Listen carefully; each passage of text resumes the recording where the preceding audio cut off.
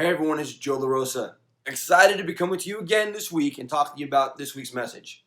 So, we get caught so much in this rapid, routine of life, right? I'm sure whether, it's from the moment you wake up until probably the time you actually go to bed, it's like bam, bam, bam. You got so many different things to do. And, one of the challenges that we have is that, we'll get caught in this momentum, whether it's hopefully maybe some positive momentum, but let's just say if it's negative momentum, how do we stop it, right? How are we able to kind of just take a step back and to be able to kind of realign ourselves really to where we need to be? Well, here's the secret, okay?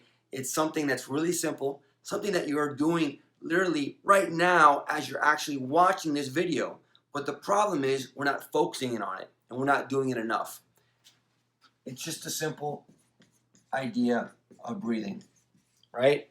Take a time out, right? Pause, breathe.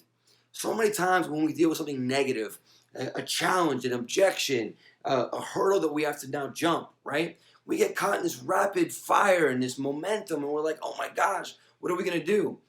Take a step back, pause, stop, and breathe.